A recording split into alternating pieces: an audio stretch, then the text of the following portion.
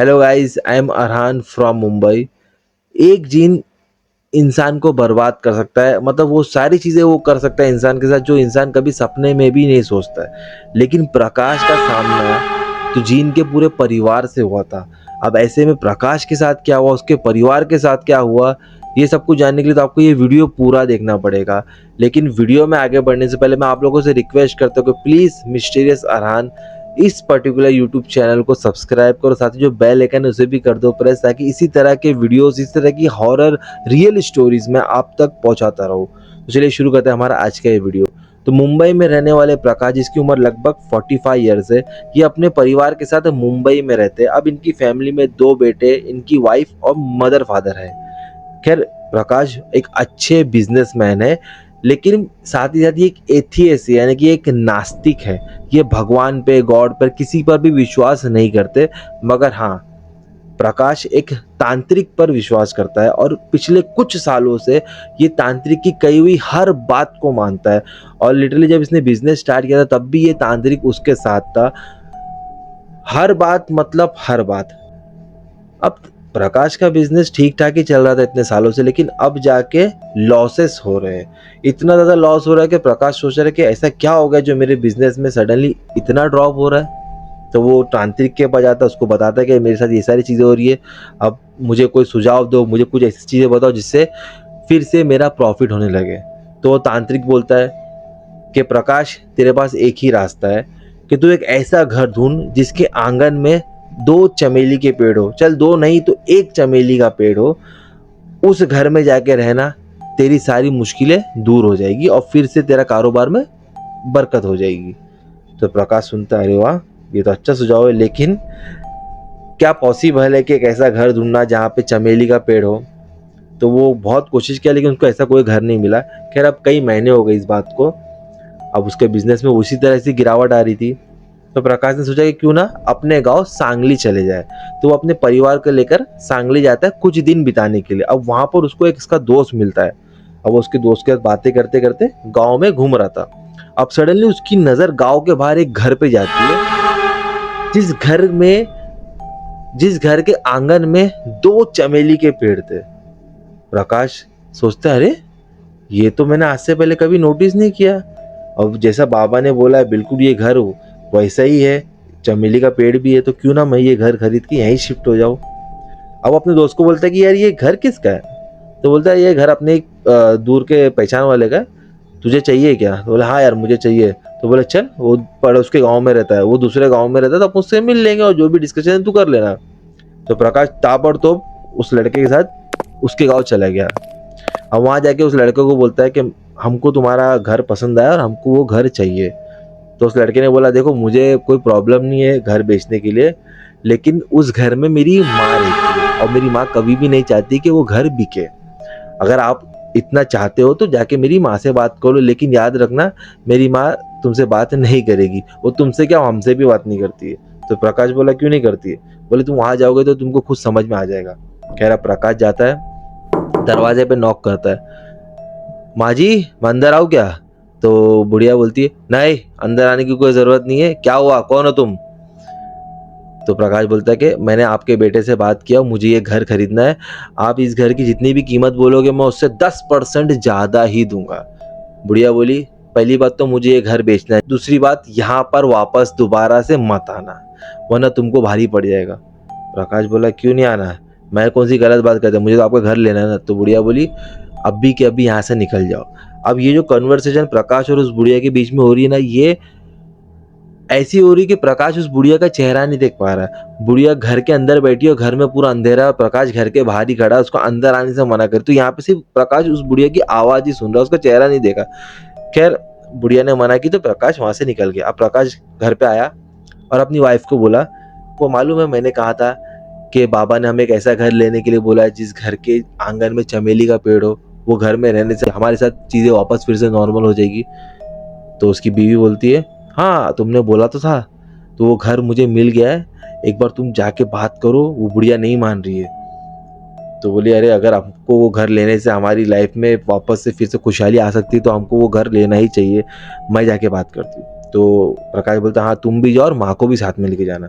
अब नेक्स्ट दिन प्रकाश की बीवी और प्रकाश की माँ दोनों ही जाते उस बुढ़िया के पास। अब जैसे ही घर के आंगन में कदम रखती है प्रकाश की माँ, तो उसको कुछ अजीब सा ऐसा होता है, मतलब मानो कि कोई कॉम्प्रेस कर रहा है, मतलब एक अजीब सा दबाव महसूस करती है प्रकाश की माँ। लेकिन अपने बेटे के प्यार में अंधी होकर, मतलब माँ तो माँ ही होती है। खैर अब प्रकाश की माँ और उसकी बीवी उस दरवाजे उस घर पे जाते हैं। बस वो कदम रख के दरवाजा नॉक करते हैं कि कोई है क्या अंदर। तो अंदर से बुढ़िया बोलती कौन है। अब ये जो बुढ़िया है अंदर चेयर पर बैठी है और पीठ रख के बैठी दरवाजे की तरफ, कि उसका चेहरा अभी भी नहीं दिख रहा है। और वो अंदर आने से प्रकाश की बीवी को और माँ को मना कर रही है।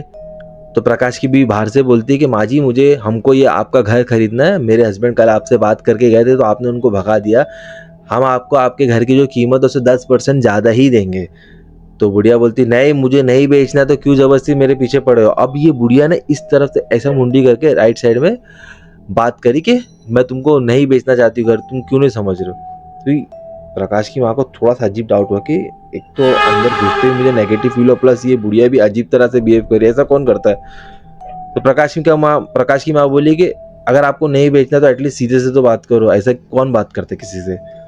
तो बुढ़िया बोली अरे चले जाओ यहाँ से, तुम क्यों मेरे से बहस कर रहे हो, ऐसा बोल के बुढ़िया लोगों को भेज देती है। अब प्रकाश की बीवी घर पे आके बोलती है कि बुढ़िया नहीं मानने वाली, अब हम लोग क्या कर सकते हैं। तो प्रकाश बोलता है कुछ नहीं कर सकते, हमको बस इंतजार करना पड़ेगा, देखते आगे क्या होता है। अब 1 महीना 2 महीना 3 महीना गुजर गया। एक दिन न्यूज आती कि वो बुढ़िया की डेथ हो गई है। प्रकाश खुश। उसी दिन प्रकाश उसके बेटे को पैसा देकर आया था कि भाई वो मुझे घर खरीदना है, ये अमाउंट ले लो, बुकिंग अमाउंट। खैर प्रकाश उस बुढ़िया के फ्यूनरल में जाता है, जाके देखता है तो उसका आधा चेहरा काला पड़ा हुआ है। ये देखकर प्रकाश उसके बेटे से पूछता है कि तुम्हारी माँ का आधा चेहरा काला क्यों है। तो बोलता है कि कई साल पहले कुछ ऐसी चीजें हुई थी हमारे साथ जिस वजह से मेरी माँ के चेहरे पे तो डॉट डॉट डॉट होने लगे, फिर उसके बाद उनका आधा चेहरा काला हो गया। फिर उन्होंने हम सबको इस घर में रख दिया और खुद अकेले वहां पर रहने लगी, किसी को कोई वजह नहीं बताई। लेकिन तब से अब तक मेरी माँ उसी घर में रहती है और हमसे वो मिलती भी नहीं, ना ही वो घर से बाहर निकलती है। अब वो खाना क्या खाती है वो भी हमको नहीं पता। प्रकाश बोला अरे ये तो बहुत अजीब बात है, तुमने मुझे पहले क्यों नहीं बताई। तो बोला तुमने मुझे कुछ पूछा ही नहीं ज्यादा, तो मैं कैसे बताता कुछ भी। खैर अब प्रकाश ने घर ले लिया, बहुत एक्साइटेड हो गया, उसने घर का रेनोवेशन भी करा लिया। अब वो जितने भी जो मजदूर थे वो गांव वाले थे जो रेनोवेट करने आते थे, तो उन लोग को शायद इस घर की हिस्ट्री या पता नहीं क्या मालूम था, वो लोग रात को कभी काम नहीं करते। तो बोलते प्रकाश को हम लोग रात को काम नहीं करेंगे, हम लोग दिन में करेंगे। हो सकता है कि उन लोग को भी वहाँ का जो एटमोस्फेयर थोड़ा अजीब लगा हो या कुछ ऐसी चीजें हो जिस वजह से उन लोगों ने प्रकाश को सीधा मना कर दिया था, हालांकि उन लोगों ने वजह नहीं बताए थे। खैर घर रेनोवेट हो गया। अब प्रकाश सोचा कि मैं तुरंत शिफ्टिंग कर लेता हूँ ताकि मेरी लाइफ में चीज़ें फिर से नॉर्मल हो जाए। प्रकाश अपनी फैमिली के साथ घर में शिफ्ट हो जाता है। अब पहले ही दिन रात को सडनली चमेली की खुशबू पूरे घर में फैलने लगती है, मतलब सबको महसूस होती है कि एकदम स्ट्रॉन्ग चमेली की खुशबू। तो घर वाले पूछते हैं कि प्रकाश को कि इतनी ज़्यादा स्ट्रॉन्ग खुशबू कहाँ से आ रही है। तो प्रकाश बोला माँ अपने घर के आंगन में 2 चमेली के पेड़ है, तो ये घर का फायदा है, ये घर में तो वो खुशबू आएगी। लेकिन बोले दिन भर आप खुशबू नहीं आई, अभी सडनली इस वक्त इतनी सारी क्यों खुशबू आ रही है। अरे माँ छोड़ना, तू क्या ये सब चीजें ध्यान देती है। तो घर वालों ने भी रिएक्ट नहीं किया, खाना खाए सो गए। अब रात को प्रकाश की वाइफ को किसी के बात करने की आवाज आई, तो उसने खिड़की खोल के देखी तो बाहर कोई नहीं। फिर खिड़की बंद करी, फिर किसी की बात करने की आवाज आई, फिर खिड़की खोल के देखी तो फिर कोई नहीं। फिर वो सो गई। फिर ये बात उसने सुबह अपने हस्बैंड को बताई कि ऐसा रात को किसी की बातें करने की आवाज़ आई थी, लेकिन जब भी मैं खिड़की खोली कोई नज़र नहीं आ रहा मुझे। और उस वक्त बहुत तेज़ हवाएं भी चल रही थी, एकदम ठंडी हवाएं, जो कि हमारे गांव में इस मौसम में आना तो यार नामुमकिन है। लेकिन फिर भी मुझे समझ में नहीं आ रहा था। खैर प्रकाश ने इस सब चीज़ों पे ध्यान नहीं दिया, बोला कि यार इतनी ओपन स्पेस, हम लोग मुंबई में इतना कंजेस्टेड जगह पे रहते, तो यहाँ पर आने के बाद थोड़ा चीज़ें अलग लगती है, कोई बात नहीं। अब दिन के वक्त प्रकाश के फादर घर के हॉल में बैठे, लेकिन दरवाजा खुला है और उनको दिख रहा है कि बाहर कुछ बच्चे खेल रहे हैं। पहली बार बच्चे भागे तो उन्होंने देखा ये कौन बच्चे हैं, हमारे घर के तो बच्चे नहीं है, आसपास तो घर भी नहीं है, प्लस दूसरे के बच्चे हमारे आंगन में क्यों खेलेंगे। तो उसके फादर जब बाहर निकल के देखते तो बाहर कोई बच्चा नहीं रहता है। तो ये बात वो अपनी वाइफ को बोलते कि मैंने कुछ बच्चों को यहाँ पे खेलते हुए देखा, लेकिन जब मैं बाहर आया तो कोई नहीं। तो उसकी वाइफ बोलती कि अरे तुमको गलतफहमी हुई होगी, दोपहर के इतने धूप के टाइम पे कौन सा बच्चा खेलते हुए दिखेगा तुमको, कुछ भी। खैर अब रात होती है, वापस से 8 बजे के बाद उनको घर में एकदम स्ट्रांग खुशबू आती है चमेली की। फिर घर वाले हैरान हो जाते, फिर वो लोग इग्नोर करते। खैर अब ये लोग खाना खा के सो जाते। अब रात को प्रकाश की वाइफ को और उसकी माँ के चेहरे पे ऐसा लगता है किसी ने फूंक मारा हो। अब ये दोनों उड़ गए, अलग अलग कमरे में सोए लेकिन दोनों उड़ गए। दोनों को लगा किसी ने चेहरे पे फूंक मारी है, और तब देखे तो घर की खिड़कियां खुली थी और बाहर से बहुत जोरदार हवाएं चल रही थी। तो दोनों ने रिएक्ट नहीं किया, दोनों सो गए। अब सुबह जब प्रकाश की वाइफ वॉशरूम जाती है तो मिरर में क्या देखती है कि उसके चेहरे पे काले काले स्पॉट हो रहे हैं, हाफ चेहरे पे। और यही सेम चीज प्रकाश की माँ के साथ भी हो रही थी, हाफ चेहरे पे काले काले स्पॉट थे। तो दोनों ही स्किन केयर डॉक्टर के पास गए, दवाई लेके आ गए। उनको लगा कि शायद हो सकता है कि हवा, गाँव की हवा कुछ अलग है, तो शायद उनको स्किन की कुछ प्रॉब्लम हुई होगी। तो दोनों ने दवाई लेके आ गए। अब रात को फिर से इनके दरवाजे पे कोई नॉक कर रहा। अब इस बार प्रकाश के फादर रात को दरवाजा खोल के देख रहे, तो दरवाजे के बाहर क्या मंजर। यकीन करो जब उसने मुझे ये बताया था मेरे पैरों तले जमीन हिल गई थी। बोले जब दरवाजा खोले ना तो सामने ना पूरी की पूरी एक फैमिली खड़ी थी, जिसमें एक मेल, एक फीमेल और 4 बच्चे थे। मेल की हाइट लगभग 8 फीट होगी और फीमेल भी लगभग उतनी ही लंबी थी, और 4 बच्चे थे जो पूरा काले काले एकदम दिख रहे थे। और वो लोग बोल रहे थे कि अगर तुम लोग ये घर खाली करके नहीं जाओगे तो कल की रात तुम्हारी आखिरी रात होगी। ये सारी चीजें जो तुम्हारे साथ हो रही है तो सिर्फ एक सैंपल है, आगे जो कुछ होगा वो सिर्फ तुम सोच भी नहीं सकते। प्रकाश की फादर जोर से चिल्लाते और पूरे घर वाले नीचे जमा हो जाते। देखते तो सामने कोई नहीं, तब एकदम जोरदार हवा और मौसम एकदम ठंडा, जबकि गर्मी का टाइम चल रहा था। प्रकाश के फादर बोलते कि अभी जो कुछ मैंने देखा है वो मैं अगर तुमको बताऊंगा तो तुम यकीन नहीं कर पाओगे। तो प्रकाश को अकेले में बता, क्योंकि बच्चे भी सुन रहे थे, बच्चे डर जाएंगे, तो अकेले में बताता है कि मैंने ये सारी चीज़ें देखी सामने, हमको ये घर खाली करना पड़ेगा, ये घर में कुछ बुरी शक्ति है जो हमारे पीछे पड़ गई है। प्रकाश ये सब चीज़ को नहीं मानता और फादर मदर को दोनों को समझाता है और सो जाता है। अब सुबह उठ के क्या देखते हैं कि बीवी और माँ दोनों का चेहरा पूरा आधा काला पड़ चुका है। अब घर वाले समझ जाते कि कुछ तो प्रॉब्लम है। लोग सामान लपेटते और सोचते अब भी कभी घर से निकलना, लेकिन प्रकाश तो जिद्दी था। वो बोला कि नहीं, आप लोग को जाना तो जाओ, मैं बड़ी मुश्किल से घर ढूंढा हूँ, मैं नहीं जाने वाला। तो उसके फैमिली वाले बोलते नहीं, तेरे को छोड़ के नहीं जाएंगे। तो बोलता है अरे आप जाओ, मैं आज रात को रुक के देखता हूँ क्या है, मुझे पता तो करे चले, मेरे साथ तो कुछ नहीं हुआ अभी तक। ये जो तुमको हुआ है तो तुम्हारा चेहरा काला हुआ, हो सकता है कि कुछ एलर्जी या किसी वजह से हुआ होगा।